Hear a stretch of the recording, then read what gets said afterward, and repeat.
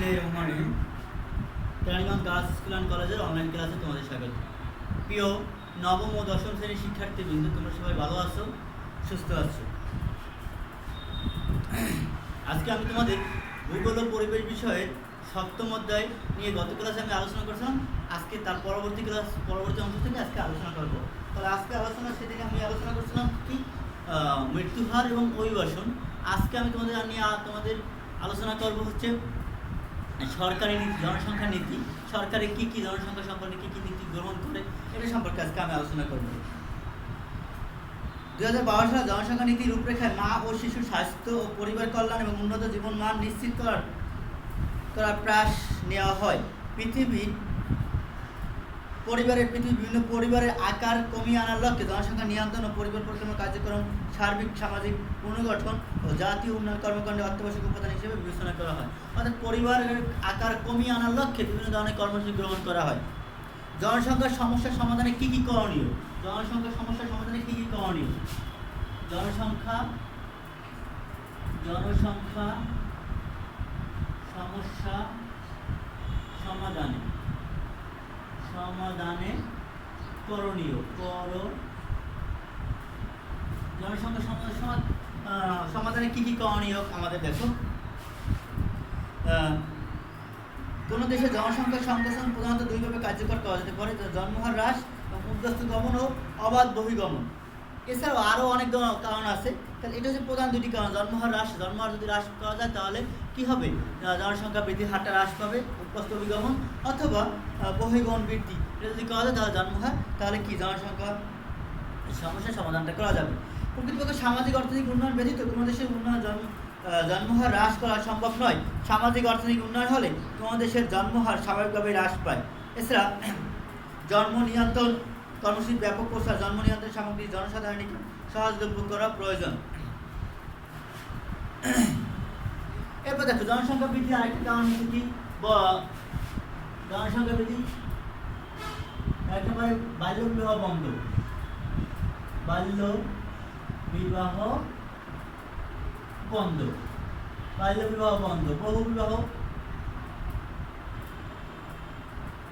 বহু বিবাহ বন্ধ। তারপর হচ্ছে কি? জনসচেতনতা সৃষ্টি,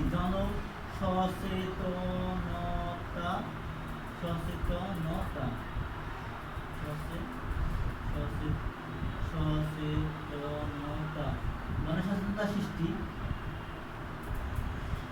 কুসংস্কার রোধ, ধর্মীয়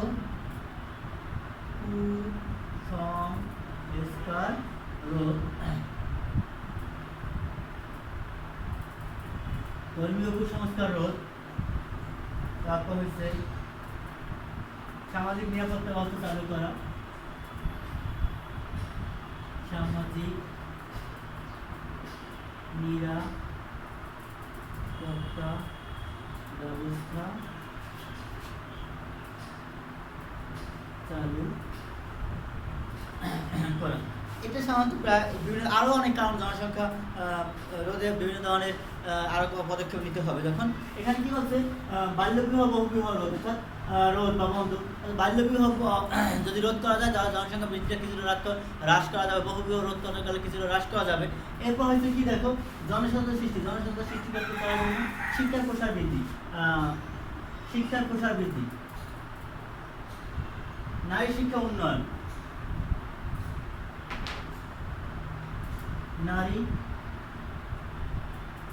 শিক্ষার উন্নয়ন। আমরা যদি এগুলো করতে পারি তাহলে দেখো জনসংখ্যার করা যাবে, জনসংখ্যার যে সমস্যার সমাধান করা যাবে। বৃদ্ধি সমস্যা, জনসংখ্যা ঘনত্ব বন্টন, জনসংখ্যার ঘনত্ব ও বন্টন।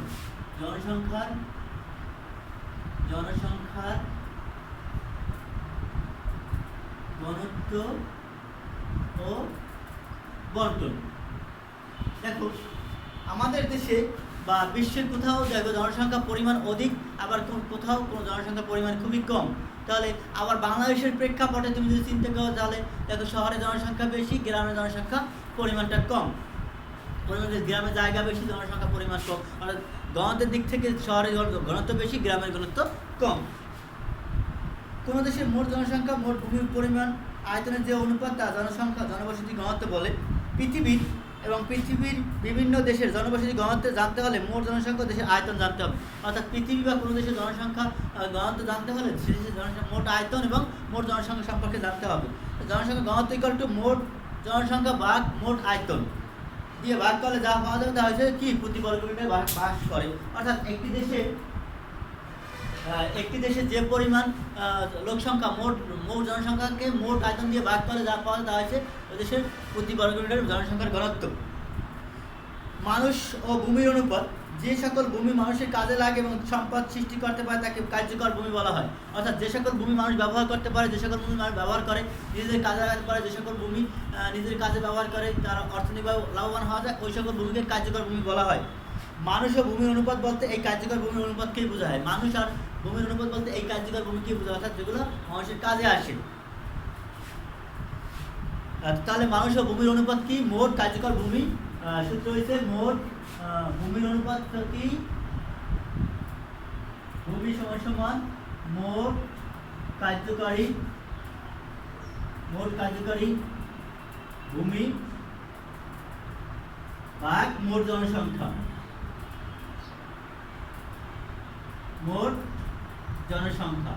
এটা দিয়ে যদি আমি ভাগ করি তাহলে আমি কি কার্যকর ভূমির পরিমাণ পাওয়া যাবে। অর্থাৎ মানুষ ও ভূমির অনুপাত, ভূমির অনুপাত অর্থাৎ প্রতি মানুষের কত একর করে ভূমি, তার মাথা পিছু অনুপাত। এটা দেখো প্রকৃতপক্ষে মানুষ ভূমির উপর জনসংখ্যার চাপ কীরকম তা জানতে হলে আমাদের সেই দেশের জনসংখ্যা ঘনত্বের পরিবর্তে মানুষ ও ভূমির অনুপাত কত তা জানা প্রয়োজন।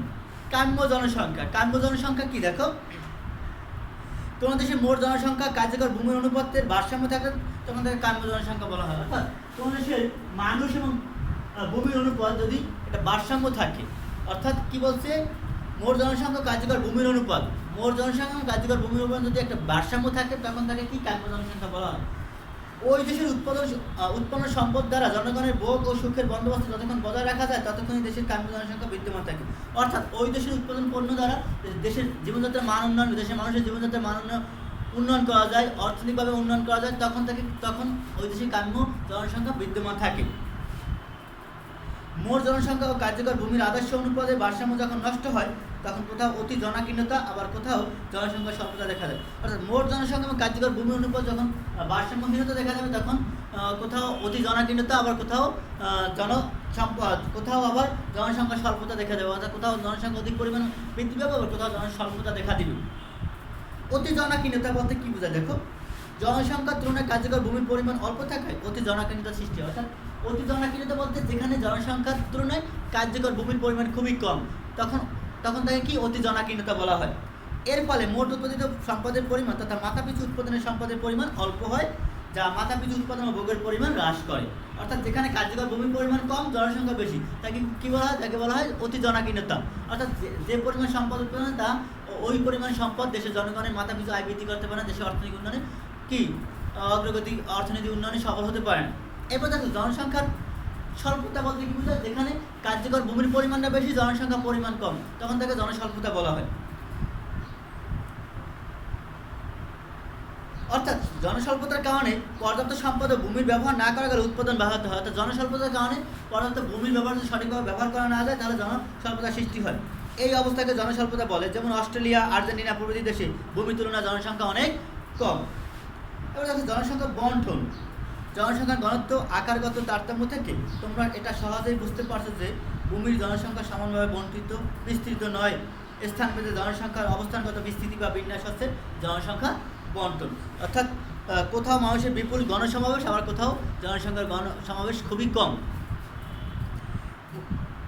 ভূপৃষ্ঠের 50 থেকে 60% মতো এলাকায় মাত্র 5 ভাগ লোকের বসতি, স্থলভাগের মাত্র 5 ভাগ এলাকায় পৃথিবীর মোট জনসংখ্যার প্রায় অর্ধেকের বসবাস। অর্থাৎ পৃথিবীর মোট ভূভাগে প্রায় 50 থেকে 60% লোকের 50 থেকে 60 ভাগ স্থানে মাত্র 5% লোক বসবাস করে। আর 5% এলাকায়, ভূভাগের 5% এলাকায় পৃথিবীর প্রায় অর্ধেকের বেশি মানুষ বসবাস করে। জনসংখ্যা বন্টন ও ঘনত্ব এবং বন্টনের প্রভাব বা ফলাফল দেখুন। তোমরা নিজের দেশের কোনো অঞ্চলে জনসংখ্যা বেশি আবার কোথাও একদম কম, এই বিষয়ে চিন্তা করলে বুঝতে পারবে কিছু প্রাকৃতিক, সামাজিক, অর্থনৈতিক বিষয় রয়েছে যা জনসংখ্যা ঘনত্ব কম বেশি হতে সাহায্য করে। প্রাকৃতিক নিয়ামক কি? জনসংখ্যা বৃদ্ধির কারণগুলো কি কি দেখো।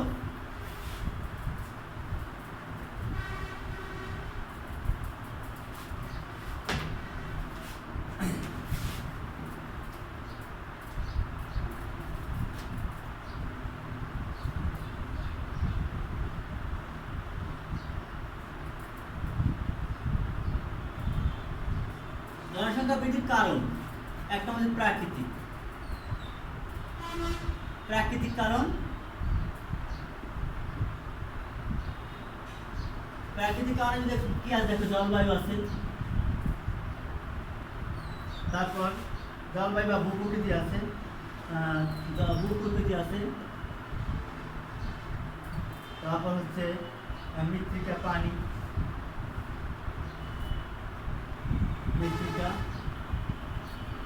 পানি, ও খনিজ। দেখো জনসংখ্যা বৃদ্ধি না, জনসংখ্যা বন্টনের প্রভাব। জনসংখ্যার ঘনত্ব ও বন্টনের প্রভাব, অর্থাৎ প্রাকৃতিক কারণ, জলবায়ু, ভূপ্রকৃতি, মৃত্তিকা, পানি ও খনি। দেখো এখানে দেখো জলবায়ু বলতে কি বোঝাচ্ছে, এখানে দেখো জলবায়ুর প্রভাব জনবসতি বন্টন নিয়ন্ত্রণ করে। চরম বাবাবন্য জলবায়ু চেয়ে সমবাবাপন্ন জলবায়ুতে মানুষ বসবাস করতে পছন্দ করে। যেখানে চরম বাবাবন্য, যেখানে অধিক পরিমাণ শীত আবার অধিক পরিমাণ গরম, সেখানে মানুষ বসতি স্থাপন করে না। যেখানে সমবাবাপন্ন জলবায়ু বিরাজ করে, সেখানে মানুষ কি বসবাস করতে পছন্দ করে। এরপর দেখো মৃত্তিকা, ভূপ্রকৃতি কি আছে, মানুষ সমভূমি অঞ্চলে কৃষি শিল্প গড়ে তোলা যায়। অর্থাৎ মানুষ যেখানে ভূপ্রকৃতির যেখানে সমতল, সেখানে মানুষ বসতি স্থাপন করে, সেখানে বসতি স্থাপনের সুযোগ সুবিধা রয়েছে। কিন্তু বন্ধুর প্রকৃতি অঞ্চলে সেখানে বসতি স্থাপন করা কষ্টসাধ্য, ফলে সেখানে কি জনসংখ্যা বন্টন খুব বেশি দেখা যায় না। এরপর দেখো মৃত্তিকা বৈশিষ্ট্য মানব বসতির উপর যথেষ্ট প্রভাব করে। উর্বর মৃত্তিকা জনবসতি ঘনত্বে সাহায্য করে এবং কম উর্বর ভূমিতে সেখানে মানুষ বসবাস করতে চায় না, কারণ সেখানে চাষাবাদ করা যায় না, বিভিন্ন ধরনের সমস্যার সৃষ্টি হয়। পানি,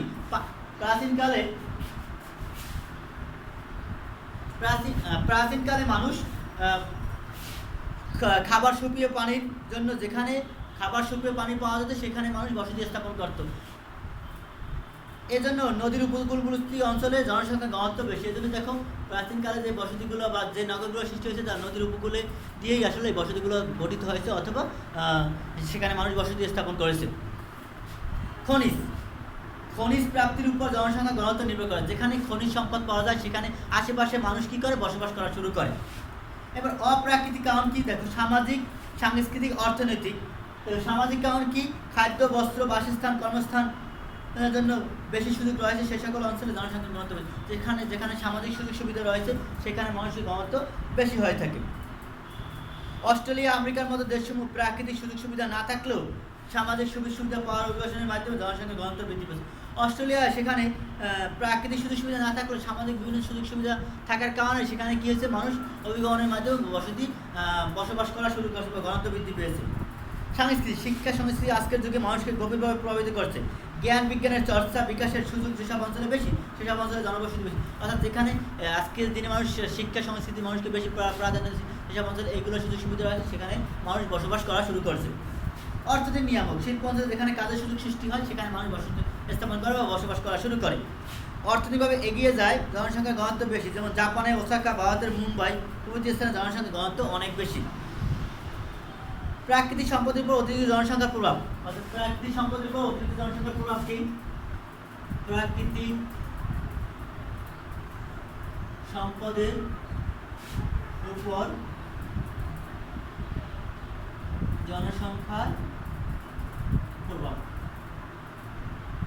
দেখো প্রাকৃতিক জনসংখ্যার প্রভাবটা কি, এখানে অনেক প্রভাব পরিলক্ষিত হয়। দেখো জনসংখ্যা ক্রমাগতভাবে বৃদ্ধি পেলে সরাসরি এর প্রভাব কির উপর পড়ে, জনসংখ্যা যদি খুব দ্রুত হারে বৃদ্ধি পায় এর প্রভাবটা কি ভূমির উপরে পড়ে, অর্থাৎ অধিক পরিমাণ জনসংখ্যা পড়ে, অধিক পরিমাণ বাসস্থান প্রয়োজন, অধিক পরিমাণ খাবার প্রয়োজন, অধিক পরিমাণ খাবার প্রয়োজন করা, অতিরিক্ত চাষাবাদ করা হয়, অতিরিক্ত চাষাবাদে অতিরিক্ত ফলন উৎপাদন করার জন্য কি করতে হবে, অতিরিক্ত ফলন উৎপাদন অধিক পরিমাণ কীটনাশক ব্যবহার করতে হবে, অধিক পরিমাণ সার প্রয়োগ করতে হবে, ফলে জমির উর্বরতা নষ্ট হয়ে যাবে।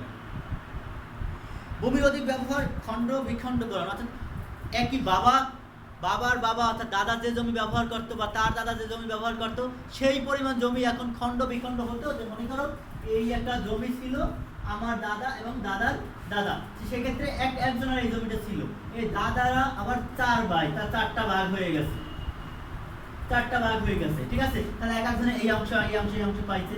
এরপর প্রত্যেক দাদা আবার 5টা 2-3 জন করে সন্তান, তাহলে আবার 3টা করে সন্তান হয়েছে, তা 3টা করে ভাগ হয়ে গেছে, তাহলে 3টা করে ভাগ।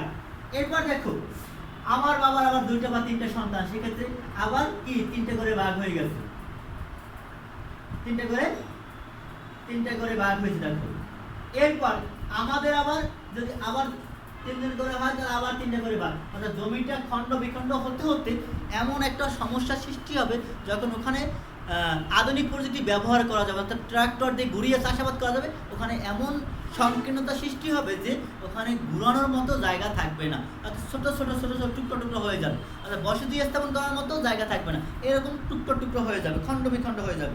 এর ফলে কি উৎপাদিত যে ভূমির পরিমাণটা, অর্থাৎ যে পরিমাণ আগে যে পরিমাণে উৎপাদন করা হতো এখন ওই পরিমাণ উৎপাদন তো দূরের কথা, এখন বসতি স্থাপন করা যায় না, ফলে উৎপাদনের পরিমাণটা কমে যাবে, বসতি পরিমাণটা যখন বেড়ে যাবে তখন উৎপাদন জমির পরিমাণটা হ্রাস পাবে, বিভিন্ন ধরনের সমস্যা দেখা দেবে, জলাশয় কমে যাবে, জলাশয় ভরাট করা হবে।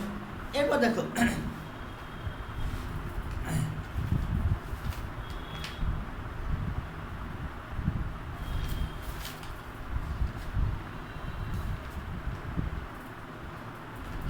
তাহলে আমরা ভূমি ব্যবহারটা আমরা কিভাবে করতে পারি। দেখো অধিক ফসলের ফলে কি আমাদের জমির উর্বরতা হ্রাস পাবে, মাটির জৈব উপাদান কমে যাবে, অধিক ফলনের জন্য অধিক সার কীটনাশক ব্যবহার, মাটি দূষিত হবে, এগুলো তো আমি বললাম। এবার বন পাহাড় কেটে আবাদি ভূমিকরণ এবং ভূমি উন্মুক্ত হয়ে পড়বে এবং মাটির ক্ষয় বৃদ্ধি পাবে, কৃষি ভূমি খণ্ডিত হয়ে পড়ে, বসত বাড়ি ও গৃহস্থালী কাজে ব্যবহৃত হবে, ভূমির বিভাজন, নতুন অবকাঠামো স্থাপন ও বাণিজ্যের কেন্দ্র স্থাপন হবে, যোগাযোগের জন্য বিভিন্ন ভূমি ব্যবহার বৃদ্ধি, স্কুল কলেজ প্রশাসনের কেন্দ্র স্থাপনের জন্য ভূমি ব্যবহার বৃদ্ধি পাবে মানুষ। তাহলে আমি এই পর্যন্ত আজকে থাক, বাকি যে এই অধ্যায় যতটুকু আছে ততটুকু আমি আগামী ক্লাসে তোমাদের দেখিয়ে দেবো, ঠিক আছে। তাহলে এই পর্যন্ত থাক। আচ্ছা এখন দেখো আমি তোমাদের বাসায় যদি হোমওয়ার্ক দিয়ে রাখি, হোমওয়ার্কটা কি হতে পারে, হোমওয়ার্কটা তোমরা তৈরি করে নাও।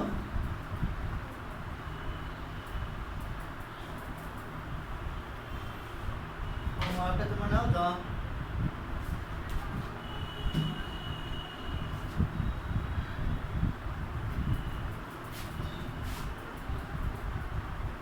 জনসংখ্যা নীতি বলতে কি বুঝো।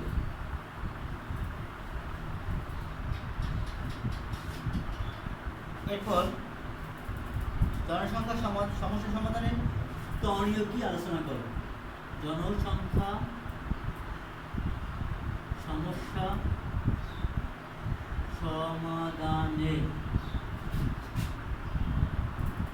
কি কি করণীয় আছে, করণীয়তা ব্যাখ্যা করো।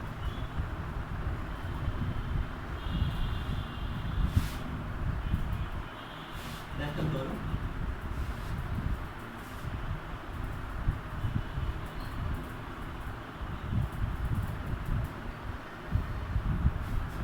জনসংখ্যার ঘনত্ব কি, জনসংখ্যার ঘনত্ব কি, জনসংখ্যা ঘনত্ব বন্টনের প্রভাব আলোচনা করব। জনসংখ্যা বন্টন ও